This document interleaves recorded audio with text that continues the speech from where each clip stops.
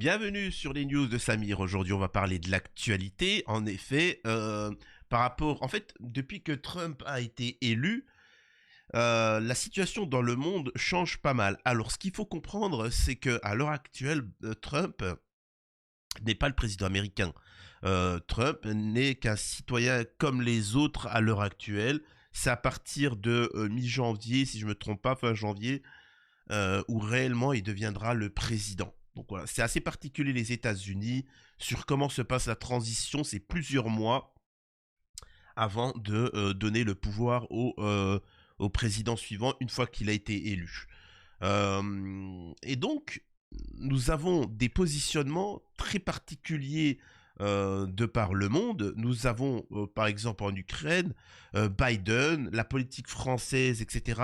En ami israélite, de par le monde, tout le monde se dépêche de mettre la poussière sous le tapis euh, pour l'élection de Trump, une fois qu'il arrivera au pouvoir.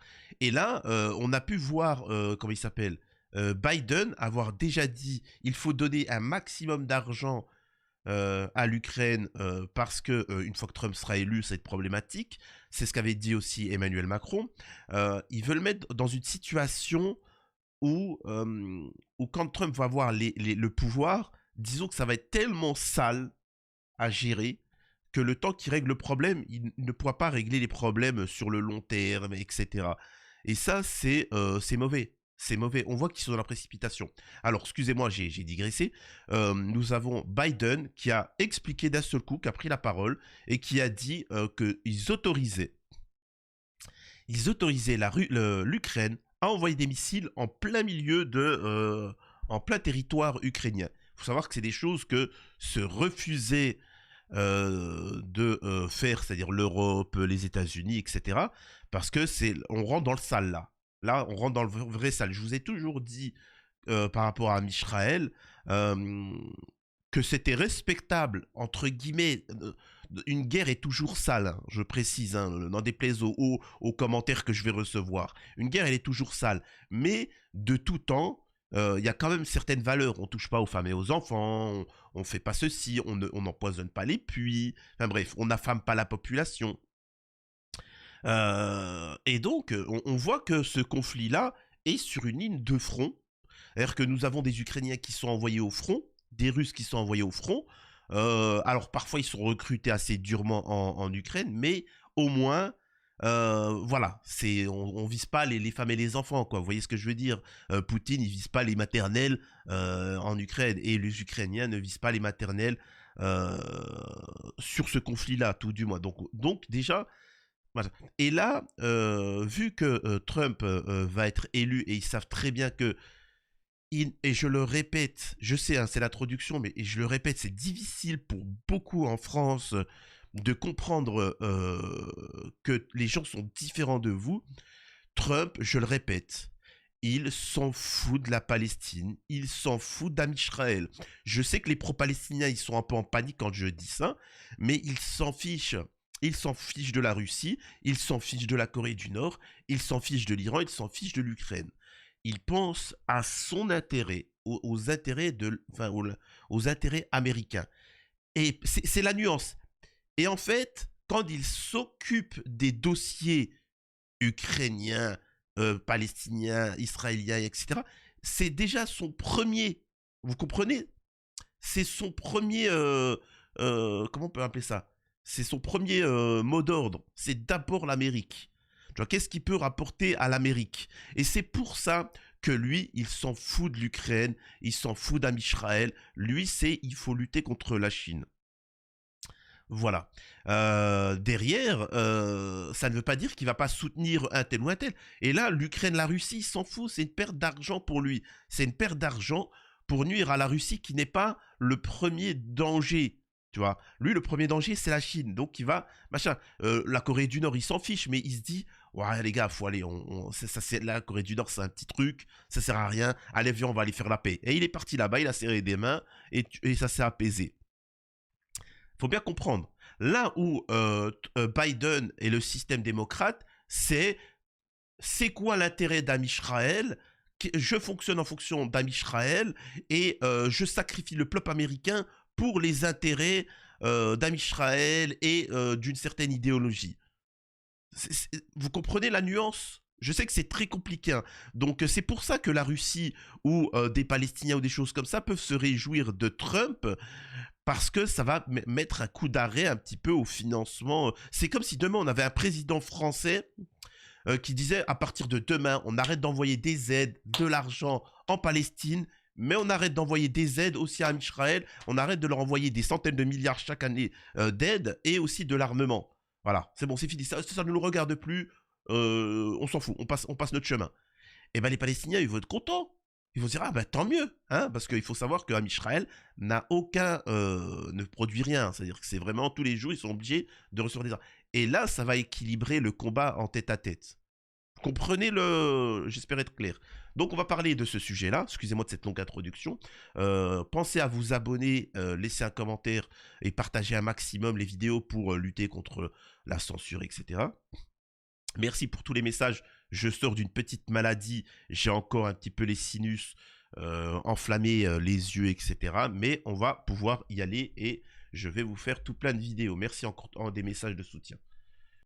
Et vous allez voir la réponse comment il s'appelle, de Poutine qui est très intéressante, mais encore plus intéressant, c'est la réaction de comment il s'appelle, de Zelensky.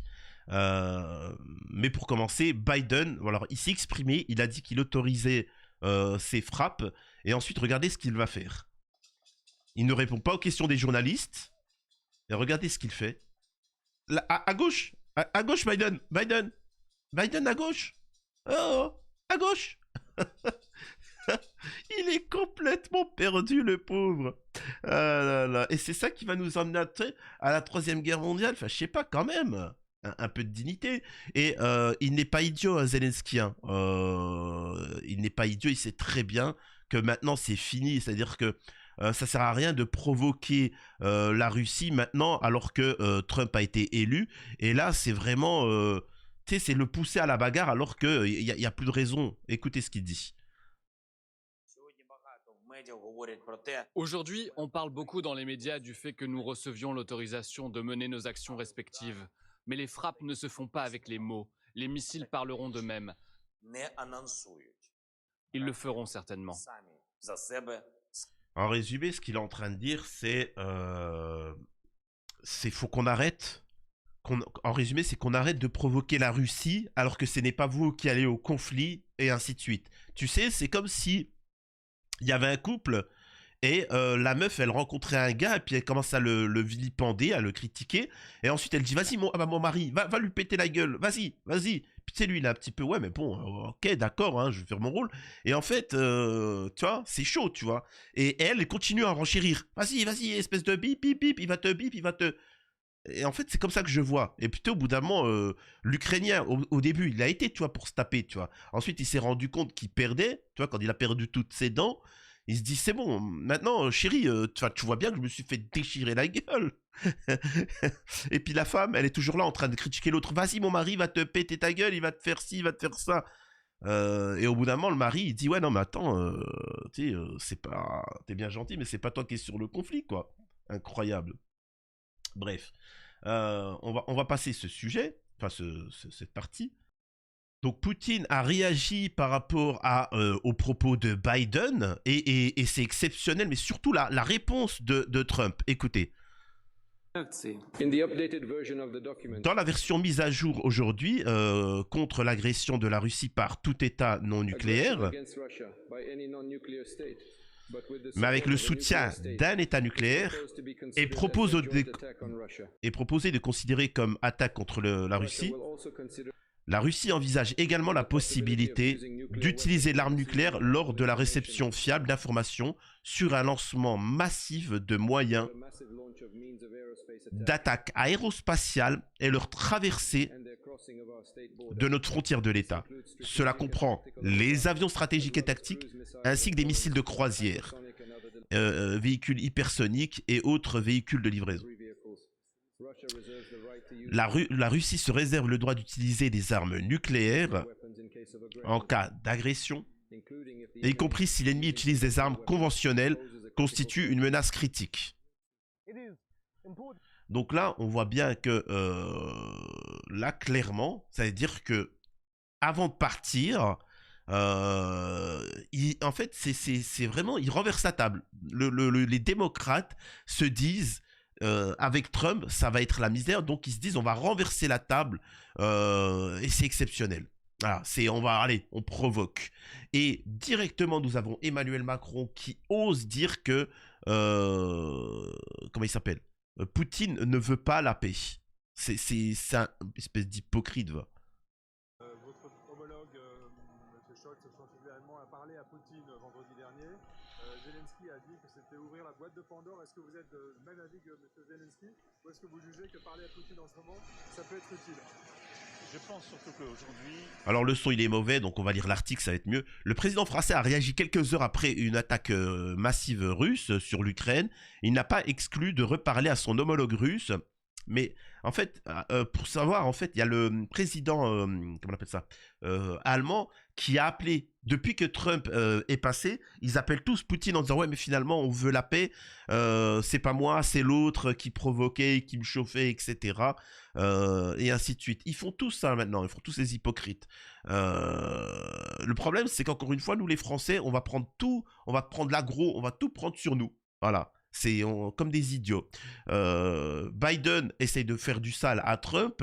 Les Allemands, eux, se protègent en contactant dès à présent Poutine. Et Zelensky se rend compte que ça devient chaud pour sa gueule. Et voilà. Pour Emmanuel Macron, c'est Poutine qui ne veut pas la paix. En Ukraine, on n'est pas prêt à la négocier. Et le chef, bah c'est pas grave. C'est pas grave, bah je comprends pas. Il dit que l'Ukraine n'est pas prêt à négocier. Donc c'est l'Ukraine qui ne veut pas la paix. Le chef de l'État français s'est exprimé dimanche 17 novembre alors que l'Ukraine a subi la nuit précédente une attaque massive avec une série de frappes russes sur plusieurs villes du pays. Dans le contexte, je crois qu'il est clair que les intentions du président Poutine sont d'intensifier ses combats et on le voit depuis plusieurs semaines. C'est ce qu'a affirmé Emmanuel Macron depuis l'Argentine. Donc voilà. Moi, ce que j'aimerais vous montrer, c'est les propos de Donald Trump par rapport à ça. Et j'aimerais vraiment ceux qui sont dans l'idéologie qui la posent 2 secondes et qui regardent les faits. Biden provoque la 3e ère mondiale. Il provoque, etc. Voyons ce que dit Donald Trump. Je refuse... Attendez, je vais baisser un peu le son. Je refuse de plier le genou à leur prochaine ère sans fin en Ukraine. Je veux la paix, ils veulent de l'argent et ils veulent le conflit. Même si ça signifie nous amener au bord de la 3e ère mondiale. Ce qui, franchement, est en train de se produire. Je vous pose la question, vous me répondez. Qui veut la paix, qui veut la ère? La problématique avec les démocrates, les gauchos, etc., c'est qu'en fait, c'est idiot, parce qu'il se dit qu'en provoquant la Russie, en chauffant l'Ukraine, et que le conflit se durcit, et que ça devient beaucoup plus violent, eh ben, Trump, l'organisation Trump, la présidentielle de Trump sera obligée de soutenir l'Ukraine. Et ça, c'est ce qu'ils n'ont pas compris. C'est qu'ils s'en fichent. C'est qu'ils s'en fichent. T'auras beau, c'est-à-dire que vous aurez beau toucher la Russie avec tout plein de missiles, Poutine va réagir avec l'arme atomique, que Trump va dire on vous aidera pas. Ça va être tout simple. Ça va être de dire aux Ukrainiens faites ce que vous voulez, mais sachez une chose, on vous envoie plus d'argent, on vous envoie plus d'armes, et l'Europe, on vous protégera pas. Et là, vous verrez qu'ils vont tout de suite se calmer. Tout de suite, ils vont se dire ah putain, faudrait peut-être qu'on réfléchisse à 2 fois. Et c'est comme ça. C'est comme ça. Si demain, par exemple, l'Occident disait à Israël, à partir de maintenant, on arrête d'envoyer des armes tous les jours et de l'argent, ils vont réfléchir à 2 fois parce que les pays voisins, ils vont s'occuper d'Amisraël bien comme il faut, tu vois. Donc, ils vont se calmer. Ils vont chercher le cessez-le-feu. D'ailleurs, c'est à ce moment-là qu'ils vont appeler un cessez-le-feu. Le seul moment où Amisraël acceptera un cessez-le-feu et une paix, c'est quand ils n'auront plus aucun soldat envoyé au front, quand ils n'auront plus d'armes, quand ils n'auront plus d'argent. C'est aussi simple que ça. Ils demanderont un cessez-le-feu, ils l'accepteront. Tout ça pour se repréparer à une autre expansion. pas autre chose. Cette autorisation depuis un moment. Et puis pour d'autres Ukrainiens, cette autorisation, elle arrive un petit peu tard. Elle aurait pu éviter des milliers de morts civiles. Voilà ce que les Ukrainiens nous disent. Et puis il y a ceux qui ont de nombreuses questions. À partir de quand ils vont pouvoir les lancer? Et puis combien ils vont pouvoir lancer de missiles? Et puis d'autres Ukrainiens nous disent, mais est-ce que l'autorisation des États-Unis est-elle suffisante pour utiliser ces missiles à longue portée qui peuvent atteindre jusqu'à 300 km et donc toucher des bases aériennes par exemple en Russie? Et donc vous le voyez, des avis partagés ici en Ukraine. Et puis cette autorisation, elle arrive à un moment très particulier où les Ukrainiens se trouvent en difficulté face aux troupes russes. Par exemple, ce week-end, une attaque massive a eu lieu sur tout le pays et aussi sur la capitale à Kiev où on se trouve avec Julie Rosaire. Certains Ukrainiens n'ont plus d'électricité à cause bien des attaques sur les systèmes électriques. Ça veut dire quoi? En tout cas, voilà. Bon, bref, vous avez compris. Il y a aussi petit à petit, en fait, c'est étonnant. Je vous assure que, regardez, pour ceux que ça intéresse et qui suivent le conflit de tout type dans le monde, il y a des choses qu'on parle qu'auparavant on ne parlait pas. Il y a, concernant, vous savez, le pass sanitaire, l'injection. Dans les médias, ils parlent beaucoup de ce sujet-là, de cette fameuse injection. On parle des recrutements de force en Ukraine. On parle de beaucoup de sujets qui étaient strictement tabous et censurés avant l'élection de Trump. Ce que je suis en train de dire, c'est qu'ils sont en train de vous préparer à toutes les dingueries que Trump va vous dire. Avec son organisme, avec son parti politique, ils vont vous révéler beaucoup de choses. Et préparez-vous. Donc voilà, bref. Ça, il faut savoir que ça n'existe pas. Personne n'osait en parler à l'époque dans les médias. Regardez ça. En plein cœur de Kiev, à la sortie d'un concert, ce jeune homme se débat avant d'être maîtrisé par des policiers. Des arrestations violentes pour traîner de force des civils jusqu'à des centres de recrutement. Partagées sur les réseaux sociaux, ces scènes terrifient les Ukrainiens. Les hommes visés sont ceux qui n'ont pas répondu à leur convocation militaire. Ce jeune homme de 31 ans n'a pas encore été appelé, mais redoute déjà son intégration forcée dans l'armée. Je ne suis pas contre la mobilisation, mais vu comment ça se passe du côté de l'État, évidemment je ne veux pas moi-même subir ce genre de situation où on me jetterait dans un bus par exemple. Moi j'aimerais bien que tout se passe dans les règles. Face à des méthodes de recrutement agressives, certains préfèrent vivre cachés, en dehors des radars militaires. Ils vont même jusqu'à partager les lieux de contrôle sur des boucles Telegram afin de les éviter. J'aimerais faire quand même une petite parenthèse par rapport à ce qui est dit. C'est quand même chaud qu'en Occident, on n'ait pas parlé de ce fait-là, que je n'ai pas vu de gens être offusqués par ce genre d'acte. Certains vont nous dire c'est la ère, c'est normal. Je sais pas, tu vois, moi j'ai vu des eurodéputés, hein, des eurodéputés français, dont surtout LFI, hein, des femmes eurodéputées, hein, qui ont lutté contre la Tunisie parce que le président tunisien a été élu démocratiquement. Je sais pas, je me demande si la Tunisie avait fait ça avec sa population, avait forcé sa population de force, les envoyer au casse-pipe. Je me demande comment aurait réagi la LFI. Hein? Vous avez compris pour ceux qui suivent mes vidéos. C'est bizarre, je n'ai pas encore vu certaines personnalités femmes de la LFI qui portent souvent un kéfier palestinien parler de cette chose-là. Méditez comment ça se fait que personne ne s'est exprimé sur ces recrutements de force. Par peur d'être dénoncé, ce père de famille ne nous répond qu'à la condition que son témoignage reste anonyme.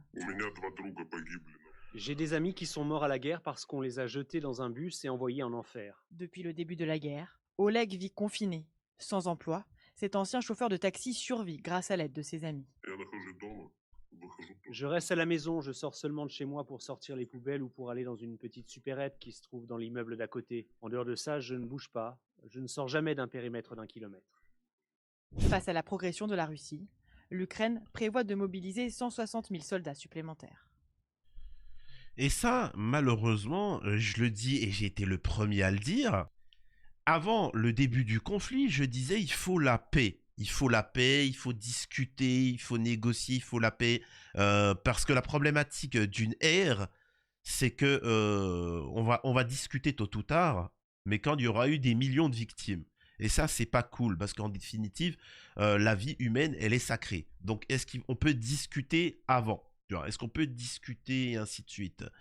Je m'en rappelle à l'époque, pour ceux qui connaissent sur ma première chaîne, beaucoup de pseudo-français de gauche, ukraino-sionards avec des pépés, je me suis fait injecter, me disaient oui, on va envahir la Russie, tu vas voir, ferme-la, machin. Et maintenant, ça pleure. Ça pleure, j'ai pas envie de me faire envoyer au front, ceci ou cela. Ouais, mais il fallait réfléchir avant, tu vois. Ceux qui appelaient à la paix, c'est pas forcément des gens qui sont lâches. C'est juste, ils sont beaucoup plus intelligents que toi, ils voient les conséquences. C'est comme demain, à Israël, je suis désolé de vous dire ça, ne demandez pas à moi d'avoir une quelconque empathie le moment où l'Occident va s'effondrer et n'aura plus les moyens de soutenir Israël et que les Palestiniens, les Libanais, l'Iran, tout ça, décident de régler le problème israélien, de leur rendre justice. Tu vois. Faudra pas appeler au pogroum. Faudra pas appeler au pogroum, au secours. Vous avez provoqué, vous avez dit comme quoi que c'était la ère, vous gagnez, si vous preniez votre grand ami Israël, vous perdez, ben écoutez, vous perdez tout simplement. Il faut pas pleurer après, vous voyez ce que je veux dire? Donc c'est le cas. Encore une fois, on voit que Trump appelle à la paix et Biden appelle à utiliser des missiles, à surenchérir, à mettre de l'huile sur le feu, comme a dit Poutine. Biden met de l'huile sur le feu dans ce conflit. C'est aussi simple que ça. Donc voilà. Écoutez, je vais vous laisser ici. Je vous dis à la prochaine. C'était les news de Samir.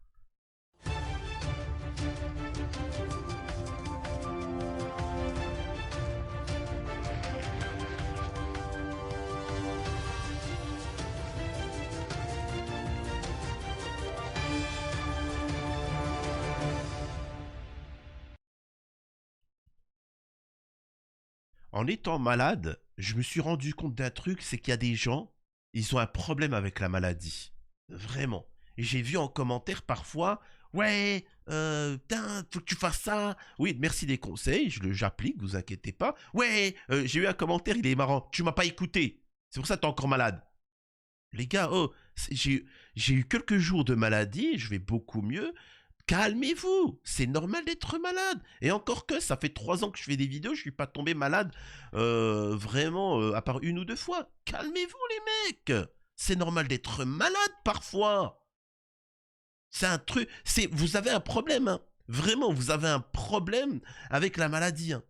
Je me fais insulter parce que je suis tombé malade et que j'aurais pas pris de l'aloe vera et que je me serais mis dans le boule. C'est bon les gars, oh tranquille, je suis malade, ça n'existe pas un remède qui vient, hop salut c'est guéri, ah salut, oui mais c'est des remèdes de grand-mère, oui bah bon t'es marrant, bien évidemment tout le monde prend du miel, un peu une infusion de, mais laissez le temps au corps d'agir quoi, je vous jure ça, j'ai envie de taper un coup de gueule mais je peux pas parce que je suis encore un petit peu, je me suis fait critiquer parce que quelle ingratitude, et parfois je me dis Samir tu fais 2 vidéos par jour. Et les mecs, ils sont pas contents. Parce que t'as pas pris le remède qu'il fallait, que t'es tombé malade. T'as pas honte. Antisémite. Incroyable.